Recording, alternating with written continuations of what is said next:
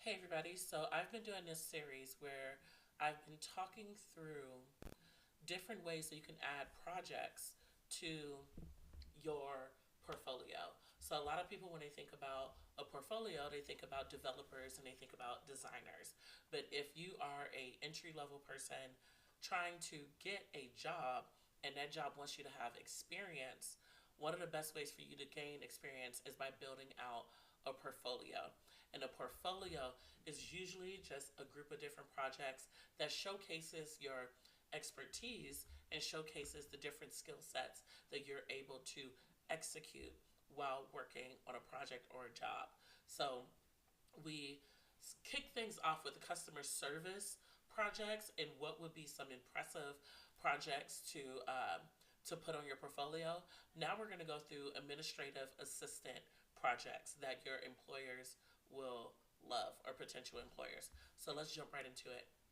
So I did use AI to come up with um, the different projects. So I'm kind of reading off of what ChatGPT gave me, but we can also talk through what this can look like realistically, so you're not overwhelmed by a project. So you can make an office documentation system. So if you have a friend or if you know a family member that owns a business and they are operating their business like a legit business, they're going to have a ton of documentation. Even for myself, just organizing my content alone is a nightmare. And I will be very soon working I will be working on a handbook and I'll be working on a system for someone else to kind of jump into what I do and be able to work all the things that we need to work. So, something that you can do for your portfolio is you can do a project where you're building a system for office documentation. So, it could be a fake business, it could be a real business. If you don't know anybody who owns a real business, it could be a fictional one, it could be a business that you know, it could be Amazon. And you could just make up a system. So what should be included is a folder structure. So if you don't know what a folder structure is, um, essentially it is different folders that will have files in it, and you can organize those folders by different categories. So you might have one folder that says these are all our products. You might have another folder that says these are all our services, and you might have another folder that says these are all our employees. And the files that are within those folders can be images, videos, documents, it could be anything. What you want to do is really highlight how you would structure out those folders based on the business and the industry that that business is in will help you figure out how to structure out those folders. And a really quick thing you could do, a really quick system that you can use is something that we're all familiar with, Google. So Google Drive is free. If you have a Gmail account, you can use Google Drive. And I use it all the time um, for the work that I do now. And when I was doing program management, I also use Google Drive to organize everything. I use Google Drive and I use OneDrive, which is the Microsoft version. And things that you can put in this documentation system is standing operating procedures for routine tasks. Like that's something that you can put as files in these folders. So the skills that you're showcasing is organization, attention to detail, which is really big, and document management. And I will say, as you're building out this project, what you want to think about is if someone was to come after me, and if I left this system at a company and the person that came after me needed a particular document, can they look at my system and figure out where that document is without me saying anything? That is the goal that you want to get to when you're building out this system. Okay, so the next one is calendar scheduling, calendar and scheduling system. This one is a big one because even for myself, um, I currently use Google as my scheduling system, um, and even understanding that takes a lot. For example, if you have many employees that works for a company, Employees can share their calendars. You can import calendars. It's a million different things you can do. So again, depending on the business, depending on the company, depending on the example that you use, you can develop a scheduling process using Microsoft Outlook, Google Calendar, or a different scheduling tool. A good one that you could play around with is Calendly. Calendly is a really good one. Acuity. Acuity. Now, I have history with Acuity. Right now, I believe they were acquired by Squarespace. So in order for you to get to Acuity, you have to go through Squarespace. But I had a job that I worked for, I want to say about 5 years ago, where I had to manage scheduling. This is where it gets tricky. It is not as easy as, oh, here's a date. Let me put something for this date. I had to manage other people's calendars, and I had to build a system in Acuity that allowed people to schedule a time with a specific coach who had specific dates that they worked on, that they worked, period. They did not work on different dates. So we had to set, like, these are the times that the person is available. These are the times that the person is not available. For this type of service, it's going to be 30 minutes. For this type of service, it's going to be an hour. Also giving a 15-minute break between each service. Also doing reminder emails. Like, it can get very complex very, very, very fast. So what to include in that system? So a shared team calendar templates, those can be created. Automated reminders for meetings and deadlines. A story behind that. So I was using, I want to say it was Kajabi. I was using Kajabi, and this was for a client. And for them, I had to allow people to sign up for a scheduled event. And once they signed up for that event, an automated system will kick off, and then they will get particular emails based around that calendar date. But the issue was she was in one time zone, I was in another time zone, their clients might be in a different time zone. So we had to, the emails were not getting sent when they needed to be sent. So we had to kind of scrape everything, start over, and like build a system where people can add the event to their calendar, make sure the times is right, and then also redo the automation to send out emails and reminders for different events. So it's a whole thing. And then time blocking system for productivity, making sure that you're blocking out weekends. Like, you don't want people scheduling things 4 o'clock in the morning.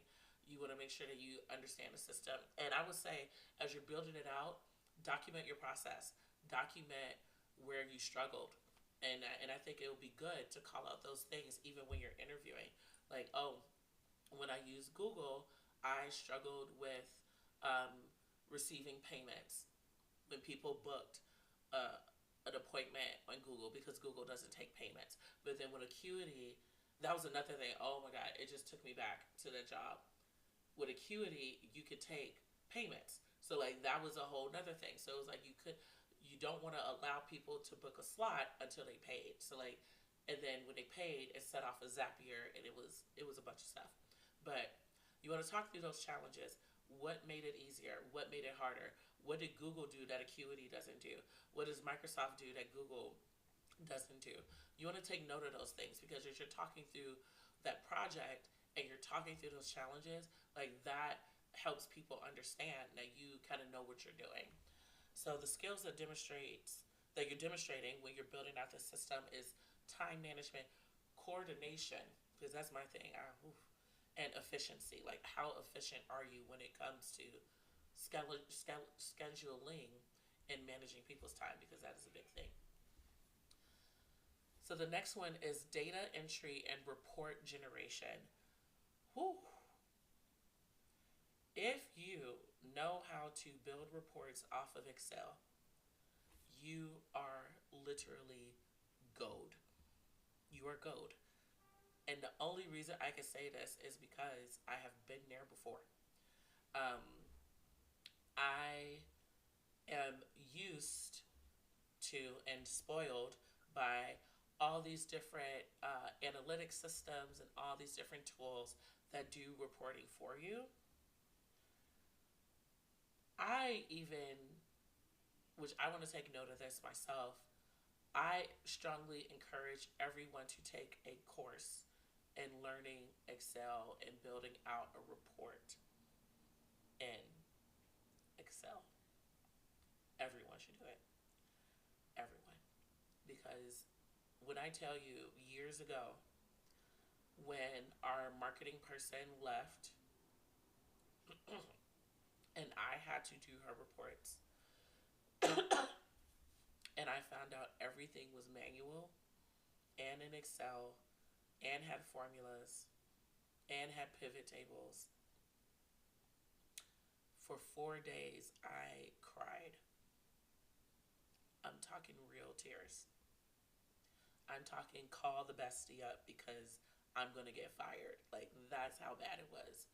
It was a huge learning lesson. Huge, huge, huge, huge, huge. So just know the basics. What you should include. An invoice, honestly, would be a good one to start with.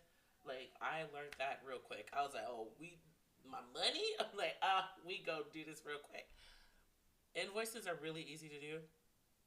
Um, and there's templates. Definitely use the templates. If you want to be able to do it from scratch, definitely do it from scratch. But like, there's lots of templates you can use in Excel and Google Sheets. You want to make sure that you understand the formulas for automatic calculations. That's why I'm thinking invoice, because it's literally math, and you'll be able to calculate it quickly. When it came to those reports I had to do, it was click rates, dated emails, the open rates, how many of those emails turned into sales, and I had to import numbers from 3 different sources. Like, it was a lot. And you can add charts, you can add graphs. Like, it's really fun adding the charts and the graphs. Um, and you can add a pivot table, which that was the one that made me cry. The pivot table made me cry. I was like, oh my god, why is it not picking up thing?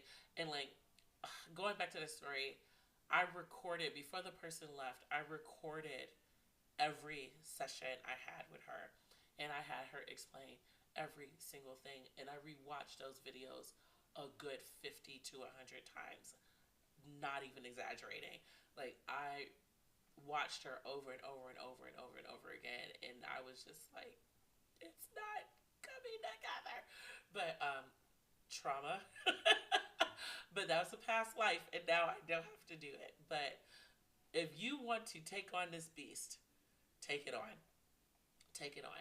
If you want to do data entry, take it on, and go deep. Go deep, because it is brutal. It is not for the weak.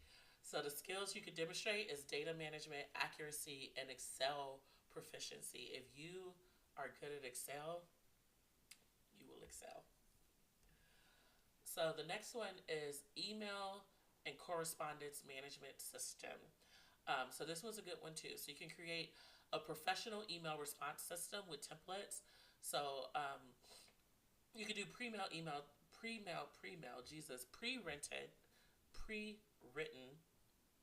email templates for common scenarios. So you can do customer service ones like the how may I help you, or these are the services I offer. You can also do scheduling, like would you like to schedule da da da da, and then the follow ups. There was one I was thinking off the top of my head that you could think of, like the vacation emails or the inviting someone to an event emails. Again, depending on the industry, what I would do is I would think of an industry. Let's say it's a wedding. It's a wedding planner, and you're like ABC wedding planning, blah blah blah blah blah, and you're gonna do an email and correspondence system for a bride, a bride and the wedding planner. As a wedding planner, what emails, what templates would you come up with? Because you got to send contracts, you got to follow up on details. You're gonna need a lot of responses. Like, that would be a really good system. And I found out um, through where I currently work, um, if you use Salesforce, Zapier,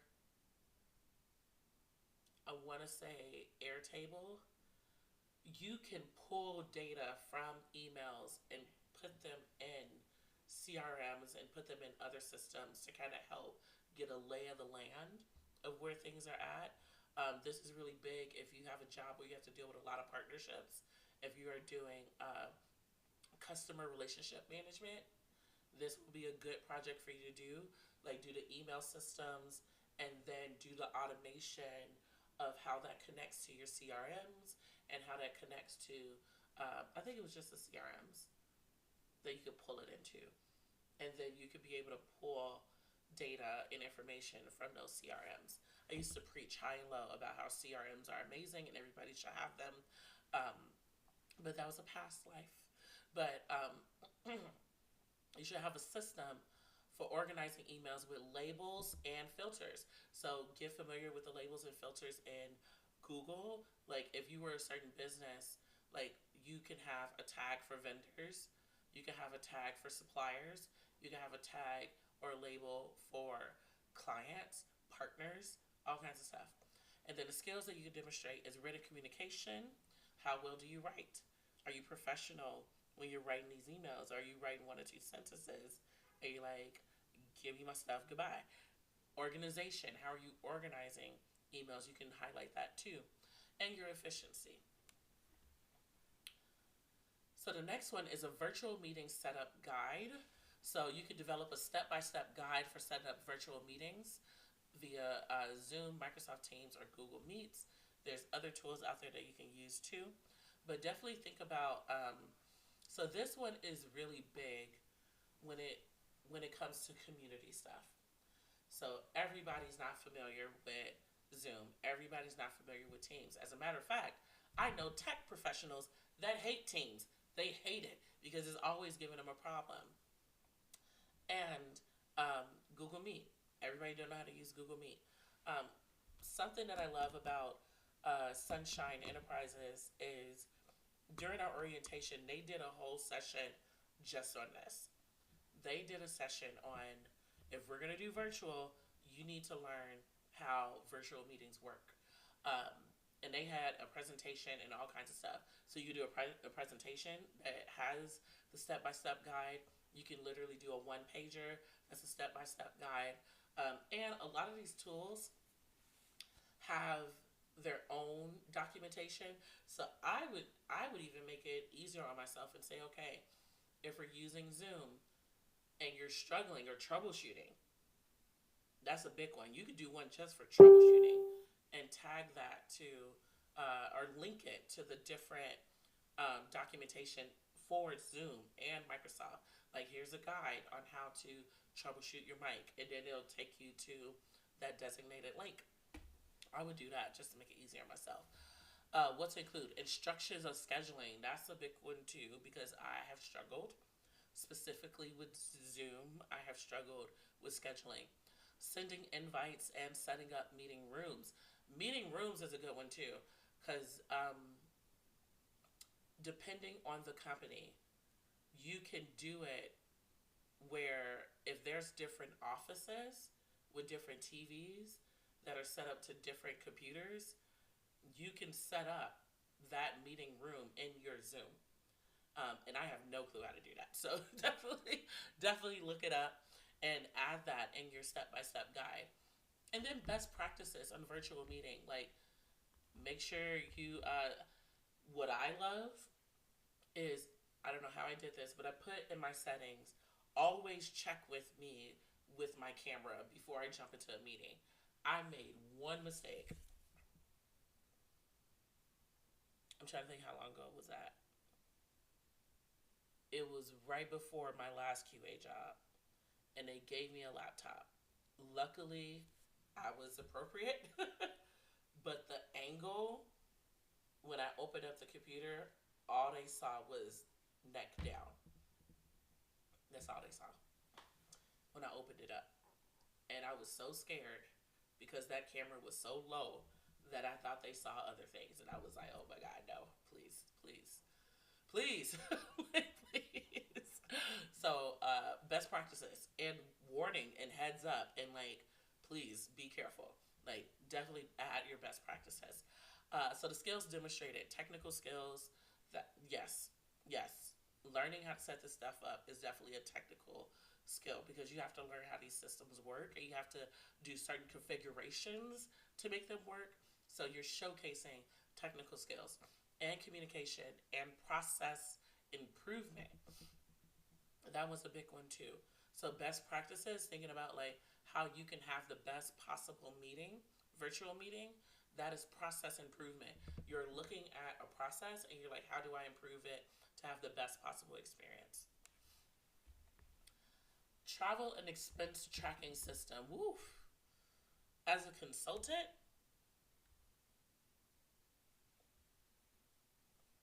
expenses is the worst because I lose everything. And when you go through orientation and they're like, you can expense this, and this, you're like, oh, okay, that makes sense. And then when you travel and you're out there, you're like, wait, what? Can I expense this gas? How much can I expense? Like, what if I'm going to the store before I go to work? Like, oh, is this meal expensible? But it's groceries. That was my thing. I was like, if I buy groceries, can you expense this versus a meal? Because like at the time I had kids, and I'm like, it'll be wrong if I like bought Popeyes for myself, and like the kids are eating noodles, and my stuff is expensible. Um, but yeah, like definitely come up with a system that would be so helpful, especially if the company does not have one. This will be good. Like if a company doesn't have one and you're going there for a certain role, I would build this for that company. Fingers crossed that they don't take it, but it will be useful. So you can design a simple expense tracking system for business travel. What to include? A spreadsheet template with categories for expenses and a policy document. Yes, outlining travel reimbursement rules. That would be a good one. And then the skills demonstrated financial tracking and attention to detail. So this one, which I believe is the last one, is a CRM. It does not have to be super duper complex. There are a ton of templates out there, and you can use a fake business. You can use yourself. You can use the last job that you worked for, but change out the name so you don't get in trouble and all of that. But you can set up a basic CRM database in Airtable, Notion, or Google Sheets. I like Notion. If you want to learn the basics of like what goes in a CRM and what, if you want to know what information I need to just know, use Google Sheets just so you can be like, okay, I have person A. I need to know their contact information. I need to know their industry. I need to know how they found me, yada, yada, yada. Just to know the basics. If you want like more of an advanced, like I need to see some things and learn some things from my CRM, go for Notion. Like I love Notion. I use Notion for almost everything. Um, I think I secretly love it and I'm biased because I just like how simplistic it is and minimalist. And I just like when I see things that are minimal, it makes me think that I can build like really great things with them. And then when I see other people's templates, I'm like, oh my god, I want to build that type of template. As a matter of fact, I'm currently building some guides and some templates in Notion as we speak, which I need to work on later on. But and then there's also Airtable. Airtable is also really really good with data. Not only are they good with data, but you can build apps off of Airtable, which I am currently working on for my current job. Um, and when I say apps, it's like you can create a visual, almost like a landing page. Like for example, you can like make a dashboard. So like you can insert your data. Let's say it's a customer satisfaction survey. I don't know, from like the last 3 workshops I did. So what I would do is insert the data I already have, and I would say, okay, on my dashboard, I want to see how many people um, were in my workshops, it's probably not too important. I probably no. What would be important for me is what location the workshops were in, what topics were requested the most. I would also want to know um, what people are trying to achieve after they're done with my workshops, and then I would show like some graphs on that dashboard, and then I would probably put a form next to it. And in that form, I can have either myself or somebody else or the students themselves kind of um, fill out that form, and it will impact the data. Or I would have them fill out a Google form or something, so that way they don't see my existing data, and then use Zapier or use automation to import that data into my Airtable. Um, I don't know, something like that. You could be really, really creative with your applications with Airtable. So if you want to get fancy with it, I would definitely do Airtable. So what to include? A contact database for clients and customers. Oh. Going back. Also tagging. Tagging is important depending on the industry. Um, like that was a big thing that I had to do. Like, did this person come from Facebook? Tag them as Facebook.